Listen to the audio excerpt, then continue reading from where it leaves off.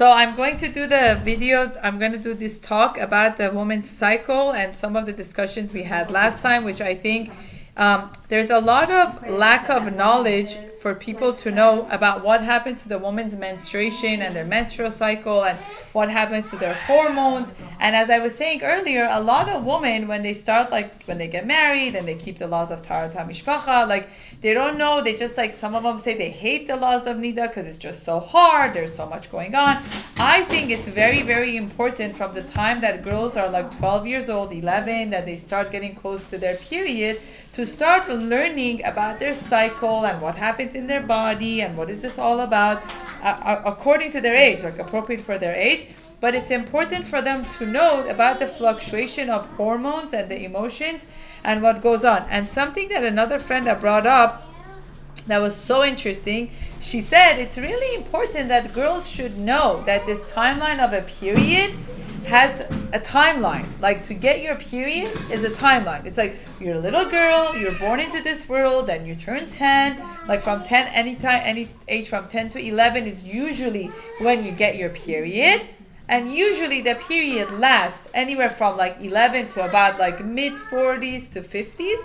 And then the period cycle ends, where the next chapter of your life begins. That it's important that that concept of, and why is it? Because that's when the woman is at her utmost age of her life, where she's capable and able. During the olden times, like you tell your daughter, during the olden time, like during my grandmother and my grandmother's great grandmother, people like lived shorter, so they used to like start dating and getting married. By the time they were 10 and 11, they were old enough, they were mature enough that they would start like thinking about getting married and having a family. So part of like what happens in our body, and when we get our period, it's showing us that our body is maturing up. But now that we live longer, girls don't usually get married at this age. We usually start dating and getting married at 18. Sort of like helping them understand that this is this beautiful thing that happens that shows your body is going to the next stage of your life. Which last week we had our first official Bat Mitzvah Club party,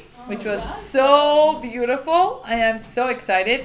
I have had this idea in mind and this project in mind, and I implemented last week, Baruch Hashem.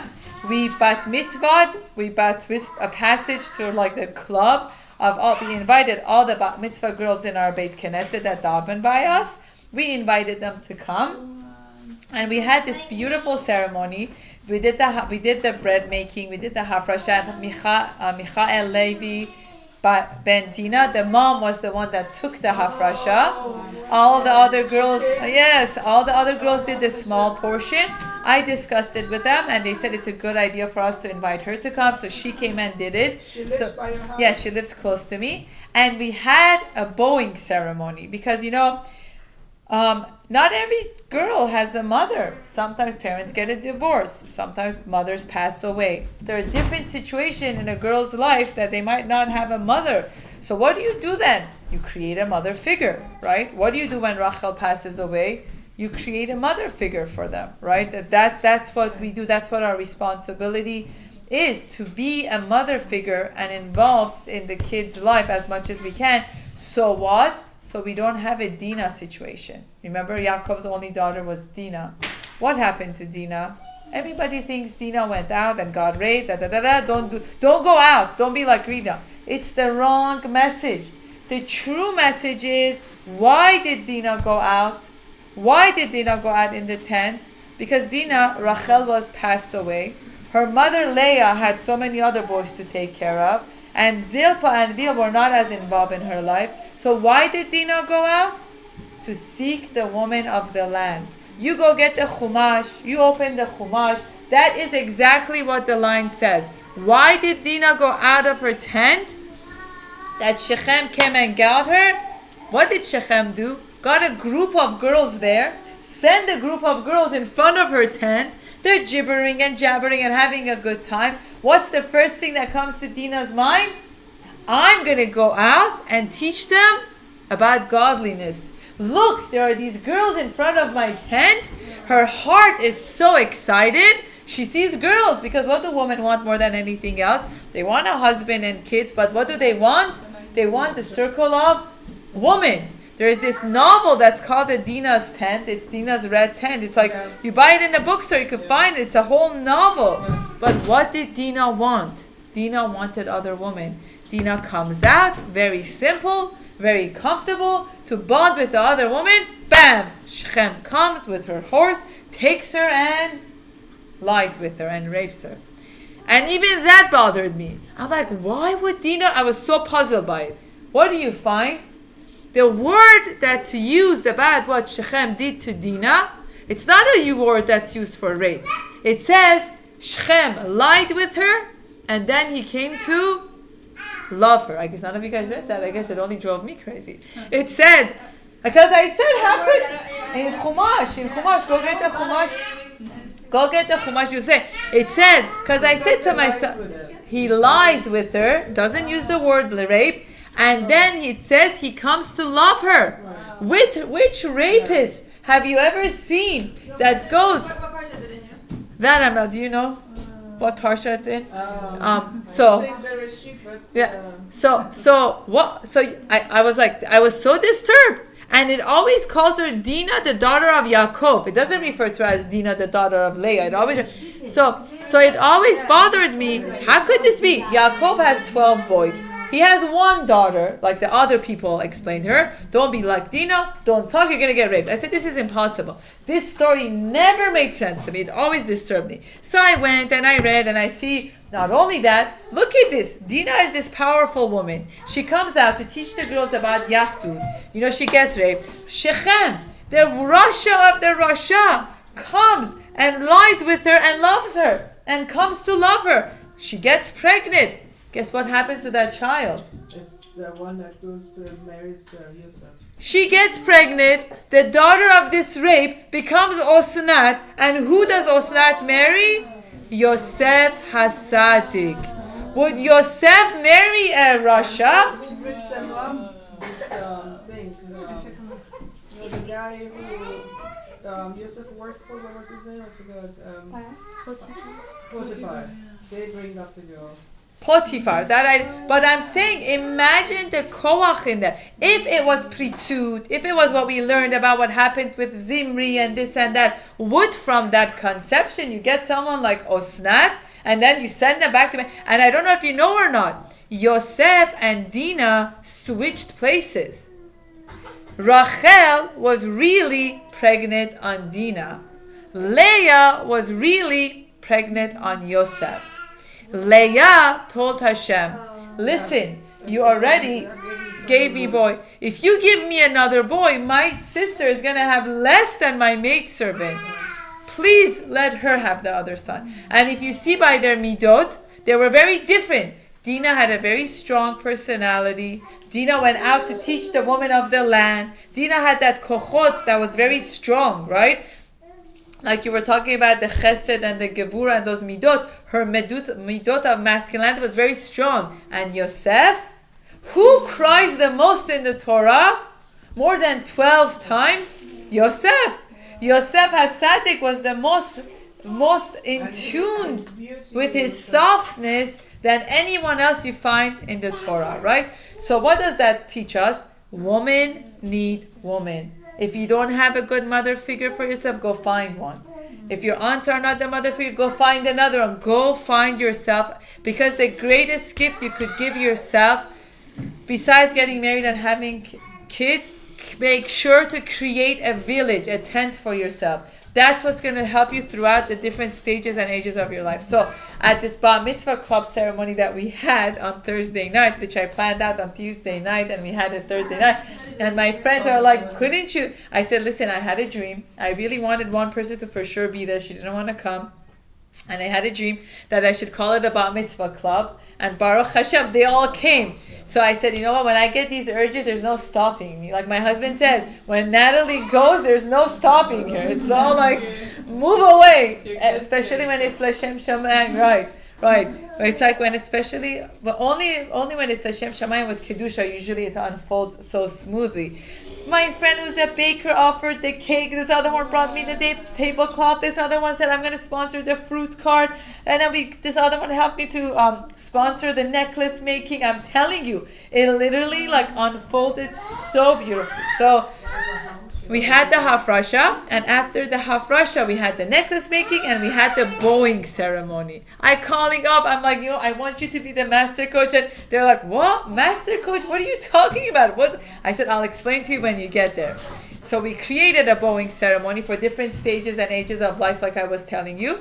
So we had the pink for the 12-year-olds, like 12 to 18. We had the red bow for girls from 19 to like mid-40. We had the purple bow for the women 45, 50 on to 65, which is the stage that the menopause hits, that early stage. And then we had the gold bow for women that were 65 and above, right? To create that sense of community regardless of what stage and age of life you're in. And no matter where you are, you have your bow. You have your... And I invited women in our area to come. When was it? Thursday night. It was very spontaneous, like a last minute. But I really believe that every Beit Knesset should have this as a Rosh Chodesh thing. And they should identify who their master coach is and implement this. When the Torah talks about Nida, when the Torah talks about a woman's menstruation, kal vachomer we. If the Torah brings it up, that's a full permission that we could bring it up, right? So when the menstruation happens, it's very important for us to know that different hormones in the woman's body change. So during the onset of the menstruation, which is called the follicular phase, that stage is called the follicular phase. That is the stage that the body is working on creating the next follicle for the next cycle to be released. So that is the time that a woman is nida, right? The first day of her period until the day that she goes to the mikveh, it's called the follicular phase. That follicular phase, when it happens, the woman usually has this drop in her estrogen, where her mood is lower, where she's feeling lower, when she's feeling more lethargic, when she's feeling more lethargic and she's not feeling herself, she literally feels like her walls are crumbling in. And I compared this to the seasons of the year. So I said this season of the year is like the fall and winter, right? It's like kind of the fall season and the winter season that happens, like the Tisha B'Av of the woman's cycle that takes place. So she's really feeling her sadness, her body is going low, and right after that, right after the follicular phase, what do you have again when the woman goes to the mikveh?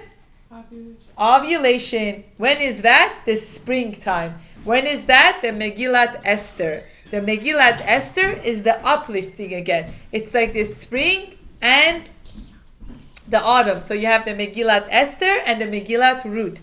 What happens during that time of the cycle? The estrogen goes up. The woman feels good. The woman feels strong. She feels capable. Women have a shift. Like you could see a woman that are like my grandmother was able to tell. Like she would look at people's faces. She would say, "Did you just come from the mikveh?" She would say, "Did you just get your period?" I'm like, Mom and Esther, stop saying these things out loud. She's like, I can tell. I can look into their eyes. Ask my chole. Didn't she? Or she would look at woman's eyes, she would say, "You're pregnant." And we would be like, "How do you know?" She would say her eyeball is doing something different. So women from their age, they were so in tune that they were able to pick up these energy. Or she would say to me, "Don't pick up anything right now." I said, "Why?" She says, "I can see in your eyes you're on your period. Like, just relax, just go sit." I was like, what in the world? Or like sometimes she would say it and a day later I would get my period. I'm like, how did she know, So because they're so in tune with the energy, and back in the days, women were helping each other. Women that would get their period, the other woman would help them. The whole concept of the red tent started from that there was a tent during the time of the Beit HaMikdash. The tumminess of having your period was very strong. I always looked at it like the women were punished. I'm like, there was a red tent, all the Nida women were sent there. So where do I find it? From a Zionist book that this woman wrote, that she gave this beautiful explanation that it wasn't that they were sent to the corner. There was a tent that the women that had their period would rest until they get their energy back, and the other women would make up their chores for them. They would help them to wash their dishes. They would help them to make food. They would take food for their kids and their husband. So during that time, that was 4 to 7 days, during the time of the Beit HaMikdash, Nida time was only like really 7 days. Only after the destruction of the second Beit HaMikdash, it turned into 12 to 14 days. So it was this beautiful space, like a spa-like, that they would allow the women that were on their period, they had better... what is that called at your work when you get time off? Paid time off. PTO? Paid leave. Paid leave, Yeah. Even during the time of the pandemic, the system worked better than now. You can't really get paid leave because you're menstruating. You can't tell your boss, I can't come in because I'm menstruating. They're going to be like, you're crazy. But the Torah had enough consideration. This is why she wasn't going to cook. This is why she wasn't washing her husband. I was always like, what do you mean she couldn't touch the vessels? What do you mean? I was like such a feminist. Like, what do you mean she couldn't cook for her husband? What do you mean she couldn't touch her husband's clothing? What do you mean she couldn't bring the water for her husband to bathe? I was like, ah. And then I read that it wasn't that she couldn't. It's just that the state that she was in a state of mourning, spiritual mourning. Her body was weaker. Her body was not functioning on the level like other time. Her body was literally going through a Shiva time. It's like you're menstruating, the egg is not fertilized, you're menstruating, so you have that 7 days of the Shiva time to your purification. So during the time when the estrogen is low, the woman is not as capable. She's not in it, let alone to be into intimacy. She can't even handle herself. Everything is making her cry. She's feeling weak. She's feeling lethargic, so she's feeling very down. So what we were talking about last week also, with the birth control, it further messes with this system. What it does, the body does not release as amount of healthy estrogen as women that are not on birth control. Women that are not on birth control, they have in the follicular stage a drop of the estrogen. In the luteal stage, the estrogen goes up. But when they're on birth control, the luteal doesn't go up. It stays the same. It's when the luteal level happens, which is leading to the ovulation, which leads her to desire intimacy. So now you're on birth control. Your estrogen is not as much. Guess what happens? You have no attraction to your husband. Right. Guess what happens? There's no lubrication. Guess what happens? Your body is not desiring intimacy. And what another thing is, when your estrogen is low, your desire for testosterone is low, right? So you ask, what does that mean? What does testosterone resemble? It's the masculine hormone. What does testosterone look like? It's what causes you to have facial hair. It's what causes you to have a higher tone of voice. It causes you to have strength, strongness, that masculine energy. When your estrogen is low, the last thing it desires is testosterone. So suddenly, the women are coming before birth control, everything was fine, and now they're coming and saying, my husband is talking loud to me, I can't stand his smell, I can't stand his odor, his facial hair bothers me, everything about him bothers me. They come and they tell the Kala teacher, I cannot stand him. He comes to bed, I want to throw up. I don't want him to touch me. I feel like there's I'm not making this up. I've never been on birth control. My husband and I went through our fertility journey. So I went on certain medication to help with certain processes. So I felt a surge of it, but that's it. But other women that are taking this ongoing, gradually it's inhibiting it, but they're not even realizing that it could be from that. That the same husband that they loved everything about him, now over time, like it's not sitting on their heart anymore, but they can't even pinpoint it. The guy is going crazy. He's thinking to himself, what in the world is wrong with you? I'm the same person. Like she says to him, why you speak so loud to me? He says, what are you talking about? I've always been talking to you like this. She says to him, why does your facial hair look like that? He says, what do you mean? I always had a little so everything about him that made him feel like a man, she's taking and saying, it's not a turn on for me. I'm not attracted to you. My body is not attracted to you. My mind is not attracted to you. And it's just nothing. So I was saying that the education and that awareness of, could this be that I'm not producing enough estrogen that's leading to this? Could this have an effect on it? Just a wondering thing. And knowing that these I was telling my husband, why is it called birth control? It's really hormone control. Because sometimes people can still get pregnant. Right. It's not a birth control because they don't want to scare women off. Mm-hmm. If you tell them it's hormone control, if you tell them it's ovaries control, if you tell them it's hypothalamus control, you think they would take it? No. When you say birth control and you say you should have the right of how many kids you want to have, you should have the right how many kids you want to birth through. But wait a minute, aren't there women that get pregnant on birth control? Aren't there women that get pregnant on birth control and their kids can have birth defects? Aren't there women? It's just a psychological brainwashing. The reality is, it's not birth control, it's hormone control. It's giving your body abundance of progesterone. It's increased, right? It's progesterone and 1 week of estrogen. The pink ones are usually the progesterone, right? So it's just making you artificially, making your body and your ovaries and your uterus go through this pretend cycle. But it's never having a release of what it's supposed to. It's like the same thing with tampons. Like, I always wondered, what is that doing to the woman's uterus? What is that doing to that woman's vaginal opening? Really, let's sit down and, we thought it was a disaster that our grandparents used to have to wash it, but everything came out. Whatever was supposed to come out, came out. What's happening now? Are there enough research done?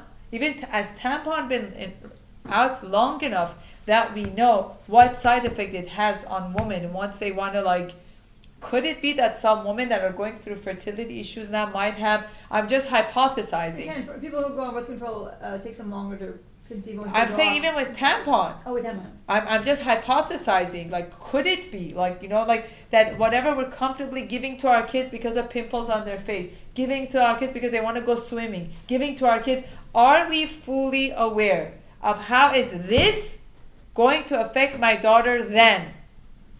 Are we really mindful of that? So my whole point was that we need to be more mindful of it. Whatever we're putting in our body, in whichever way, it's affecting our body.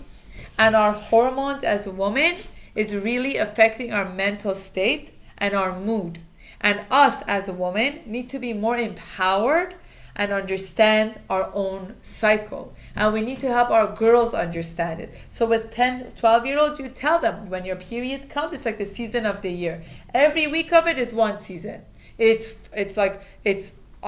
fall, winter, spring, autumn, fall, winter. And you tell them, you make a calendar for them that's understandable to them, that they know what's coming. I never understood this point of it being surprised.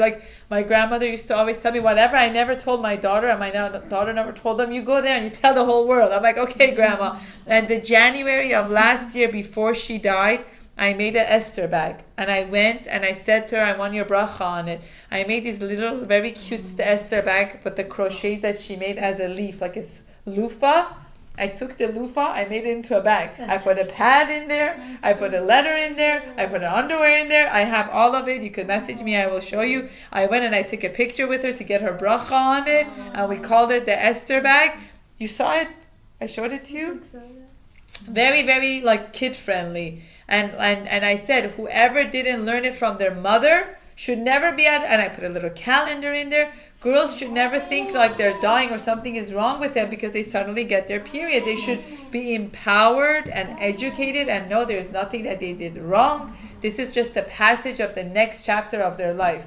This is what it means to be on the next chapter of your life. The beauty in it, because the Torah talks about it. The Torah gave us the mitzvah of Taharat HaMishpacha. If something is ugly, the Torah wouldn't talk about it. If the Torah in the parasha of Acharei Mot. I think it's there that talks about. Dina? No, that talks about the nida. I think it's about the forbidden relationship. It's Kedoshim and. I think it was also the forbidden relationship, Kedoshim, It's and the one that we read on Yom Kippur. that we talk about the forbidden relationship, and this is one of it. So what does that mean? If the Torah talks about it, it's holy. So we need to teach our kids and we need to teach our girls that this is what happens in your body, and when you're aware of maybe autumn and fall. Fall. And Fall and autumn is the same. Oh, so yeah, when you educate your kids that when fall and winter is coming around, that's when your period is coming, then they're more in tune that could it be that I'm feeling like this right now because of that? Instead of blaming everyone else, and everyone in the family knows. Bezrat Hashem, as my girls get older, I'm going to have a calendar. So when they are going to have a harder time, I know where we're going. It's kind of like the GPS of our thermometer of our body. So this is the video that I wanted to make, that it's so important that we empower our girls from the time that they're young. And when we did the Bar Mitzvah Club, I compared the 3 mitzvot with our master coaches. So one of our gold bow ladies, which her name is Doda Racheli. So we shared about the candles. We related the candles that it's not just the Shabbat candles, it's also how you dress. That's how you bring light into the world. So when you think about lighting the candle, remember that this is how you light the world. We spoke about the Hafrashat Challah, about making bread on your table and also saying bracha and Brikat Hamazon. That's how you carry it on throughout your week. That by keeping the mitzvah of Hafrashat Challah, it has to do with food. So you are a walking example by the brachot that you say. And we compared the laws of mikveh to tzniut.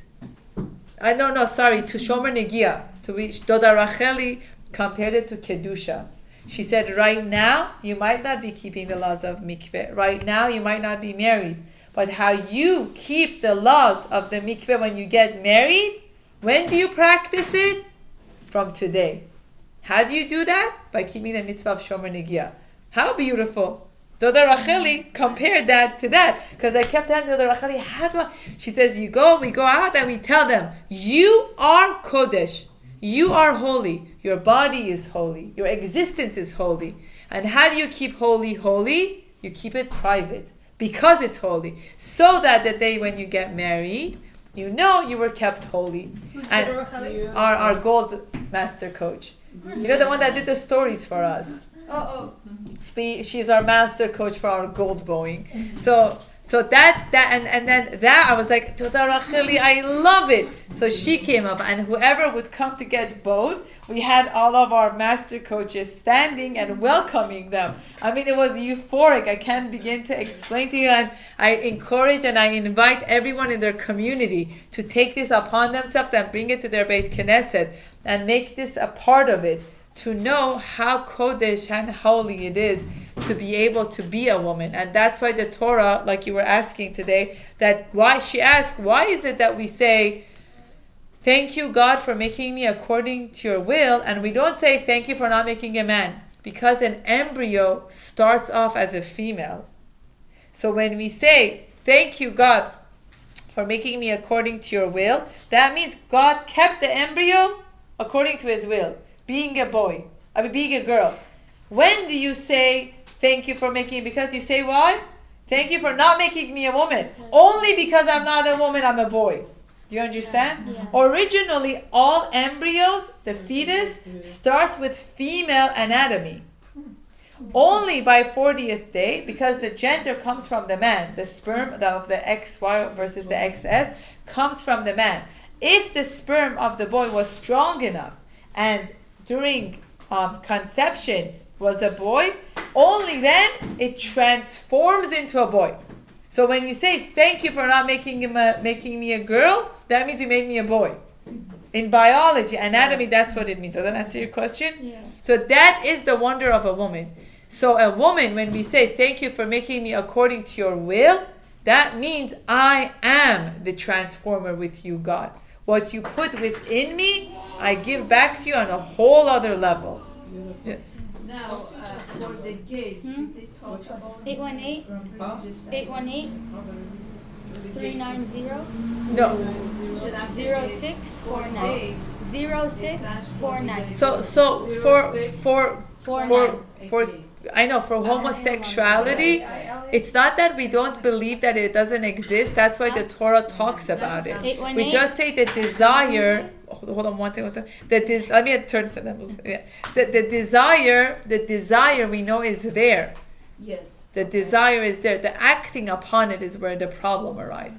I was the one that was speaking. We did not go into that area because it wasn't like the setup for it. But I'm sure there's like teaching and talks about it. But I mean, like the lesson for us to keep for about mitzvah, it's not just about this fancy schmancy, this party. I think every Beit Knesset, due to the fact that different people in different financial situations might not have a party.